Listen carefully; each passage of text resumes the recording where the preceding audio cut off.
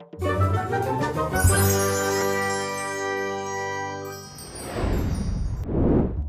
TV, गांव की नवरात्रि, शहर की नवरात्रि। बिंदु सिरी नाम की सहेलियां रहती थी। दोनों एक ही कॉलेज में पढ़ते हुए बहुत मित्रता से रहते।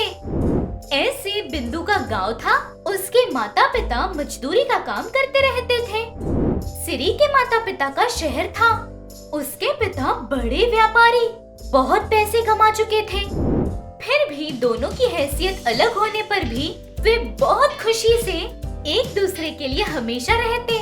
ऐसे दिन गुजर रहे थे। एक दिन कॉलेज खत्म होने के बाद बिंदु सिरी से, सिरी, मैं नवरात्रि पर गांव जा रही हूँ। अच्छा, कभी? कल से त्योहार शुरू होने वाला है ना, कल ही जाऊंगी। कल नहीं, 4 दिन बाद जाना। 4 दिन बाद क्यों? क्योंकि वो 4 दिन हमारे घर आ रही हो तुम। ऐसे कहती है। वो बात सुनकर बिंदु शॉक। तुम्हारे घर? हाँ, हमारे घर। माँ पापा से भी कह दिया है। इस नवरात्रि बिंदु हमारे घर आ रही है। तुम कुछ भी बोले बिना हॉस्टल जाकर सामान पैक करके मेरे साथ आ रही हो। सुनो तो, घर पर माँ मेरा इंतजार कर रही होगी। आंटी से मैं बात कर लूंगी। ऐसे बोलकर बिंदु को लेकर अपने घर जाती है। सिरी की माँ लक्ष्मी बिंदु का बहुत अच्छे से ध्यान रख रही थी। बेटा बिंदु, तुम्हें मटका सजाना आता है? आता है। उसे थोड़ा बताओ। खेलना आता है लेकिन बनाना नहीं। कल सुबह ही अंकल जाकर फूल ले आएंगे। लाते ही तुम ही सजाना। जी आंटी, लेकिन फूल कहाँ से लाएंगे? और कहाँ से? करीब ही मार्केट है, वहाँ फूल बेचने वाले आते हैं। पैसे देकर फूलों को ले आना। तो फिर कल सुबह मैं और सिरी जाकर फूल ले आएंगे आंटी। अंकल को और कोई काम होगा तो कर देने बोलिए। अच्छा, ये ठीक है। ऐसे कहती है। अगले दिन सुबह दोनों मार्केट जाते हैं। बहुत सारे लोग फूल को बेच रहे थे। ऐसे सारा मार्केट देखकर कहाँ फूल अच्छे हैं वो देख रहे थे। ऐसे जानकम्मा नाम की औरत के पास जाकर, फूल कैसे दिए? 1 किलो 100 रुपये का, अगर एक हाथ ले तो 20 रुपये। बिंदु, जो जो चाहिए ले लो। ऐसे कहती है। बिंदु सारे फूल लेकर दोनों घर आते हैं। घर आकर बिंदु मटके को तैयार कर रही थी। लक्ष्मी सिरी दोनों देख रहे थे। बिंदु बहुत खूबसूरत तरीके से मटका सजाती है। बहुत खूबसूरत है बेटा। किसने सिखाया? और कौन आंटी? मेरी माँ। अच्छा, कुछ समय में यहाँ ग्राउंड में सभी मटका जमा करने वाले हैं, तैयार हो जाओ। ऐसे कहती है। हाँ बोलकर दोनों अंदर जाते हैं। कुछ देर बाद तैयार होकर आते हैं। उनके घर से थोड़ी दूरी पर एक बड़ा ग्राउंड था। सिरी, बिंदु, लक्ष्मी तीनों मटका पकड़कर वहाँ जाते हैं। सारी औरतें मजे से गरबा खेल रही थी। मटके को पानी में विसर्जित करते हैं। ऐसे 4 दिन गुजरते हैं। बाद में बिंदु अपने गांव जाते हुए सिरी को भी ले जाती है। सिरी पहली बार गांव जा रही थी। वो गांव, वहाँ का वातावरण देखकर सिरी, तुम्हारा गांव बहुत खूबसूरत है और बहुत कुछ है। त्योहार तक रहोगी ना, दिखाती हूँ, चलो। ऐसे घर में ले जाते हुए अपनी माँ सुशीला को सिरी से मिलवाती है। सुशीला सिरी का बहुत अच्छे से स्वागत करती है। तभी बिंदु के पिता शीनू भी आते हैं। क्या बेटा, त्योहार शुरू होकर 4 दिन हो गए, अब आ रही हो? अंकल, मैंने ही रोका था, उसकी गलती नहीं है। अरे गलती नहीं बेटा, वो हमारी इकलौती बेटी है ना। अगर त्योहार पर वो नहीं होती तो? अंकल, अब मैं भी आ गई ना, त्योहार और अच्छे से मनाएंगे, कहती है। सिरी की बातों पर शीनू और सुशीला बहुत खुश हो जाते हैं। वो दिन ऐसे गुजरता है।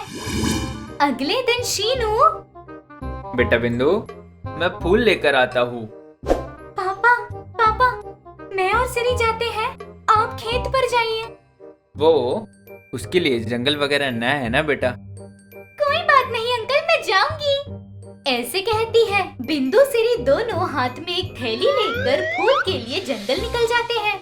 बिंदु, सच में तुम्हारा गांव बहुत प्यारा है। गांव के बारे में बाद में, पहले फूल तोड़ो।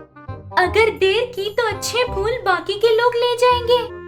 हाँ हाँ ठीक है। ऐसे लेकर थैली में डाल रहे थे। दूसरे फूल भी लेकर घर जाते हैं। घर आने के बाद उनकी माँ सुशीला उन फूलों से मटका सजाती है। ऐसे रंग बिरंगे फूलों से खूबसूरत सा मटका सजाती है। आंटी, ये तो बहुत खूबसूरत है। एंड इन रंग बिरंगे फूलों से तो और खूबसूरत लग रहा है। शहर में तो फूल खरीदना पड़ता है और यहाँ पर जंगल में मिल जाते हैं। रंग बिरंगे फूलों से मटका सजाकर सारा गांव मिलकर एक ही जगह गरबा खेलते हैं। ऐसे कहती है। वो सब देखने पर सिरी को बहुत अच्छा लगता है। बाद में मटके को नदी में विसर्जित करते हैं। ऐसे सिरी बिंदु दोनों 4 दिन बस्ती में, बाकी के दिन गांव में नवरात्रि को मनाते हुए बहुत एंजॉय करते हैं। त्योहार होने के बाद लौटकर कॉलेज जाते हैं। ओला टीवी रिच बहू वर्सेस पुअर बहू। ओला टीवी दशहरा। एक गांव में रमेश नाम का आदमी रहता था। उसकी पत्नी और 2 बच्चे थे। रमेश उस गांव का सबसे अमीर व्यक्ति था। दादा परदादा के जमाने से उस गांव के जमींदार थे। रमेश हर साल दशहरा बहुत धूमधाम से मनाता था। दुर्गा की मूर्ति रखकर नवरात्रि की पूजा करके पूजा में उपस्थित सभी लोगों को दान के रूप में कपड़े बांटता रहता था। ऐसे वो एक बार दुर्गा माता की मूर्ति रखकर गांव में सभी लोगों को साड़ियाँ कपड़े बांट रहा था। गांव में सभी लोग एक लाइन में खड़े रहकर रमेश के दिए हुए कपड़े ले रहे थे। गांव के सभी लोगों को नाम से पुकारकर एक प्यारी सी मुस्कुराहट से सभी लोगों को तोहफे बांट रहा था। ऐसे सुशीला नाम की औरत आकर कपड़े ले रही थी कि सुशीला, तुम्हारा बेटा है? हाँ मालिक, शीनू मेरा बेटा है। क्या पढ़ रहा है? 10वीं हुई है मालिक, लेकिन अभी पढ़ाई छोड़कर मजदूरी के लिए जा रहा है। ये क्या, पढ़ाई क्यों छोड़ दी? पढ़ाई करने की अगर इच्छा भी है तो पढ़ाने की हैसियत होनी चाहिए ना मालिक, इसलिए छुड़वाकर काम पर लगा दिया। हैसियत नहीं इसीलिए बेटे की पढ़ाई रोक दोगी? वही पढ़ाई उसे कल एक अच्छा दर्जा देगी। वही पढ़ाई कल उसे एक अच्छी ऊंचाई पर ले जाएगी। बच्चों की पढ़ाई नहीं छोड़नी चाहिए, चाहे कितनी भी तकलीफ हो। उसकी पढ़ाई के लिए जितना भी खर्च होगा हमारे दीवान के पास से मैंने कहा ऐसा कह कर लो। जी मालिक। ऐसे दोनों हाथ उठाकर जोड़ती है। शीनू भी रमेश के पैरों पर गिरता है। रमेश शीनू को उठाकर अच्छे से पढ़ाई करके तुम्हारी माँ का और इस गांव का नाम रोशन करो, ऐसे बोलकर भेजता है। ऐसे रमेश गांव में सभी लोगों की मदद करता। हर साल दशहरा आते ही गांव में धूमधाम से त्योहार मनाता। इतने पैसे हैं कि बैठकर खा सकते हैं, इसलिए हर साल दान धर्म करने की वजह से उसके सारे पैसे और जायदाद खत्म हो जाते हैं। दिन गुजरते गुजरते उसके बच्चों को पढ़ाने के लिए, उन्हें खाना देने के लिए भी बहुत तकलीफ था। ऐसे रमेश एक दिन अपनी पत्नी जानकी से, सभी को दान धर्म करने वाला हाथ है ये, अब ऐसे खाने के लिए तड़प रहे हैं। घर के सामने अगर कोई मदद मांगने के लिए आए तो क्या करना है वो भी नहीं समझ आ रहा। हाँ जानकी, सारी जायदाद बेच दी, अब क्या करे बताइए। हमें जहाँ कोई नहीं जानता उस जगह जाकर कोई काम कर लेंगे। हम हमारे बच्चों को पढ़ाएंगे, ऐसे कहता है। वो बात सुनकर जानकी भी चुप हो जाती है। सोचने के अनुसार एक रात गांव छोड़कर बस्ती आ जाते हैं। बस्ती में रोड के बगल में एक झोपड़ा बनाकर वहाँ रह रहे थे। रमेश मिस्त्री के पास मजदूरी के काम के लिए जा रहा था। जानकी सब्जियां बेच रही थी। ऐसे दोनों एक एक काम करके अपने परिवार को संभाल रहे थे। ऐसे दिन गुजर रहे थे। एक दिन रमेश को कुछ सोचता देख जानकी रमेश के पास आकर, क्या हुआ, ऐसे क्यों बैठे हैं? दशहरा आ रहा है, हमेशा इसे धूमधाम से मनाकर गांव वालों को कपड़े बांटा करते थे और अभी हम ऐसे हैं। वो हमारी किस्मत है। और क्या हुआ, हमारे पास जितना है माता की मूर्ति को हमारे झोपड़े में ही रखकर जितना हो सके उतना अन्नदान करेंगे, ऐसे कहती है। वो बात रमेश को भी पसंद आती है, तुरंत हाँ कर देता है। एक छोटी सी माता की मूर्ति रखकर त्योहार मना रहे थे। जानकी खाना बनाकर खाने के लिए तड़प रहे हर एक इंसान के पास खुद जाकर खाना देते हैं। ऐसे दिन साल गुजरते हैं। एक दिन रमेश काम पर जाता है। सर पर ईंट रखकर चलते चलते फिसल कर नीचे गिर जाता है। तभी वहाँ पर आया कॉन्ट्रैक्टर नीचे गिरे हुए रमेश के पास देखकर शॉक। वो कॉन्ट्रैक्टर और कोई नहीं, रमेश के पास से पैसे लिए हुए सुशीला का बेटा शीनू था। शीनू रमेश को देखते ही, मालिक आप यहाँ कैसे? रमेश पानी पीकर थोड़ा सही होने के बाद शीनू को देखकर, तुम हो शीनू, कैसे हो? मैं तो ठीक हूँ जी, लेकिन आप यहाँ कैसे? मेरी नौकरी लगने के बाद आपको बताने आया था मैं, लेकिन जब तक वहाँ पहुँचा तो आप गांव छोड़कर जा चुके थे। आपको मैंने बहुत ढूंढा जी, लेकिन आप कहीं दिखाई नहीं दिए।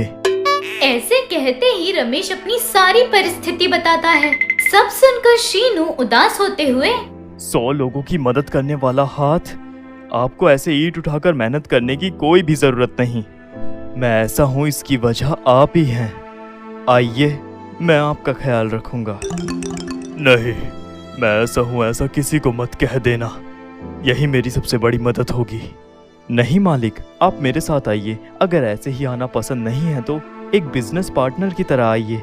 मैं होटल लगाता हूँ, आप वहाँ काम कीजिए। पैसे डालने के लिए मैं आधा, काम करने के लिए आप आधा ले लीजिए। ये मदद तो मुझे करने दीजिए ना। ऐसे कहता है। रमेश मना नहीं कर पाया। ठीक है कहकर दोनों मिलकर होटल चलाते हैं।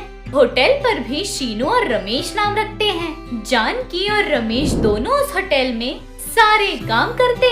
कुछ ही दिनों में वो होटल बहुत डेवलप हो जाता है। जानकी के खाने के लिए बहुत गिराकी आती। दोनों बहुत मेहनत से अपने बच्चों को पढ़ा रहे थे। दिन गुजर रहे थे। कुछ ही समय में रमेश पहले जैसे हो जाता है।